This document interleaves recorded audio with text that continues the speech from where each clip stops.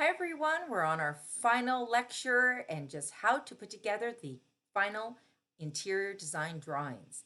Well, you worked very hard all semester and this is the final push, so I won't bore you with too long of a lecture. But basically, we're just going to go over the protocol of how to put your drawings together and how to submit them for your final project grade. So let's get started, shall we? And let's get on our PowerPoint and go over to slideshow and start from the beginning. So the introductory, this is how to put together our final set of drawings. And our learning objectives for this is to understand what is in a set of ID drawings, to identify each drawing and the placement, understand the needs to correct red lines, and put together the set in the proper manner. So what is in the set of the ID drawings? You guys have just completed this, and I'm really excited to see your cover sheet.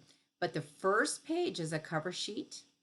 You have done a floor plan, reflective ceiling plan, furniture plan, finished flooring plan, all those elevations, and a digital color board.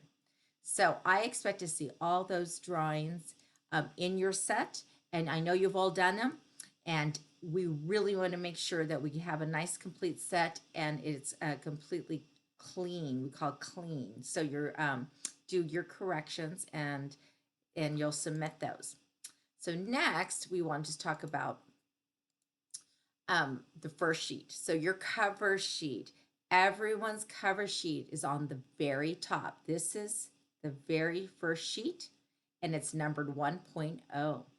In the corner, you will have your logo, your general notes that have been retyped with your initials in them, not my company's. You're going to have the name of the clients and their address. This symbol, you will draft this with your best architectural lettering. And then you're going to add those abbreviations we did. Now make sure you cut off your name and information. I only want to see the abbreviations. I don't want to see the assignment and so forth. So when you put your abbreviations on there, just show us the abbreviations. And then something very important, the index of drawings, which gives us the drawings right in order. Okay, so this is how the cover sheet is 1.0. Secondly, we have the sheet 2.0 is the floor plan. Now remember, don't forget to go back into these elevation notes and put your page number here, the drawing index. Remember, elevations are 6.0, so you're going to go back and put 6.0 here, if it's on 6.1, 6.2, 6.3. Wherever the elevations are, make sure you put the page number or drawing index. So don't forget also these overall dimensions and the dimensions of the room, north arrow. You guys have all done a great job. And then next we have sheet 3.0, the reflective ceiling plan, making sure you have your legend and call outs for any specialty item. And don't forget, this is 3.0.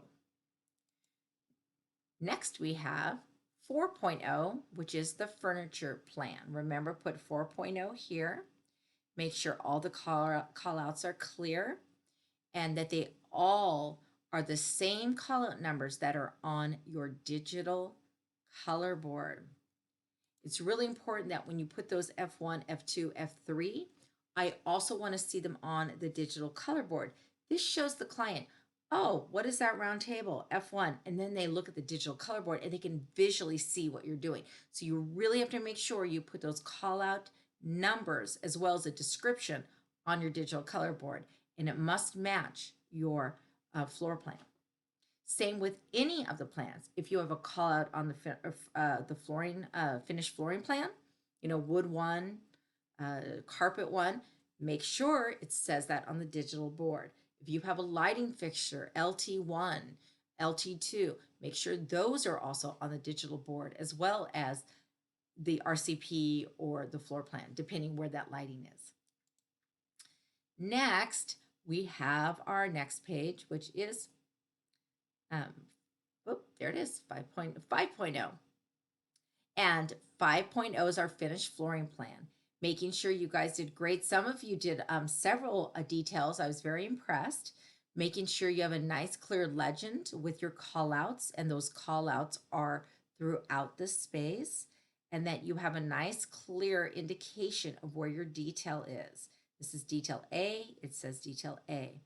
The student vignetted, she stippled the carpet, had a herringbone throughout, a nice transition strip here, and a different flooring in the kitchen. So then we want to go to our next page. And these are, of course, elevations. So sheet 6.0, elevation 6.0 should be your first sheet of kitchen elevations. So that's what I should see on 6.0. Now, let's talk about 6.1. That should be your fireplace elevation. 6.2 should be your other living room wall, mainly the one that has some kind of decor or a television on it. And don't forget on all these elevations that you need 2 dimensions for anything that is mounted on the wall. Here's a great overall ceiling heights should be 8 feet. And then 6.3 is your bathroom elevations. And once again, making sure that you have 2 dimensions that for every single thing that is on the wall. Now your final sheet, 7.0, is the digital color board, and making sure it's also on a title block. So there you have your sheets. You have probably, if you have 3 pages of elevations or 4, you're looking at about 10 or 11 sheets total. And then you're going to put them together. And this is how. The next thing we want to do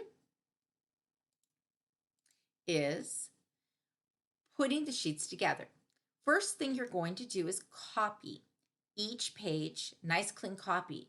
Now you are only going to copy the page after you've corrected all the red marks that I put when I graded your sheet.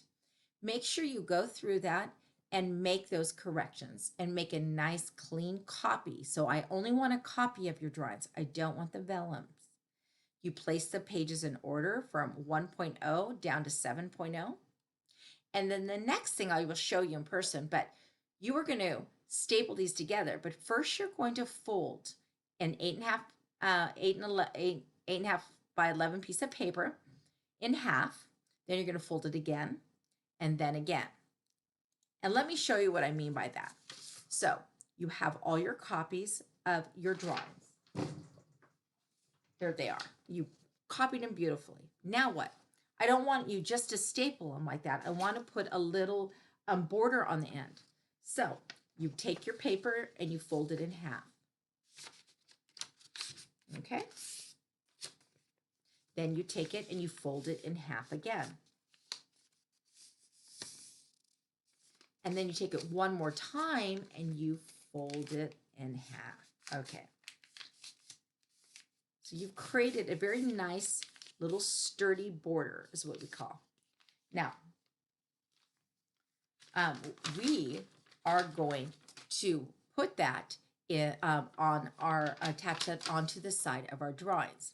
So you'll fold the paper in half, and then again, you'll place the folded paper on the left end of the drawing, staple them all together, and fold drawings in half and put in a manila envelope. And then you're going to send them to me. So at the end of the day, you are going to have something like this. Like this. So you've taken that sheet of paper that we had, once again, and you put it on the end and you staple 3 staples. And now you have created a beautiful set of drawings. So once again, I think I folded it the wrong way. You want to fold it the long way. So you fold it once, twice, and then again, a 3rd time, creating that nice strong border. And like you just saw there, you will place this right here on the edge of your drawings, and you will take a stapler and you will staple the ends together and create a nice little booklet, basically, is what you're doing. This is why on the actual cover sheet and on the border, I made this side thicker. Do you remember? This was all a half an inch and this was an inch. This is for this very reason. Now this makes it very easy for the client, for anyone to actually go through your drawing just like a little book. So that's what you're creating. So once you do that, make a nice, beautiful sheet here. You're going to fold them in half like this. See this? You're going to fold your drawings right in half, and you will place it in a manila envelope like this. It just slides right in, and you will address it to the address that I have here on the lecture.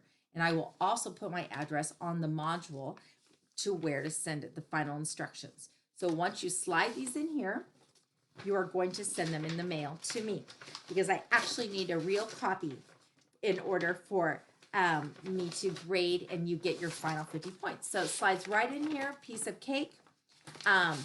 Make sure you have enough postage. And the real doozy is, there it is, submit it to me. The real doozy is that I am required to have your grades in by May 29th, no later. So these are due immediately. Do not take too much time to send them to me, else you'll not get that last 50 points if I do not get them in by that due date of May 29th. Super important. It's a rule. We got to get those grades in. And so that's basically how we're submitting it. So once again, like I said, you send a large you send the large manila envelope, and you send it to me, Maria Allgood, 25 Menace, Rancho Santa Margarita, 92688. And as I said before, I will be looking out for those. I will post that address on a final little page in the module. And I will also be on the lookout for the final final review sheet, things to study guide, a final study guide. And basically it's going to be a lot like the midterm. So I would go back to that and refresh yourself. However, no more fill in the blanks. And we will have our final on the last day of class. So after the Zoom meeting on Monday, our final class, the final will be open for the duration of that whole day. After that, it will not be open. So it's extremely important you take the final on Monday, next Monday. I'll have that available to you. Well, I wish you guys all luck, and thank you for those beautiful drawings I saw. Make sure you do your red line corrections, and I will see you at the Zoom meeting. Take care.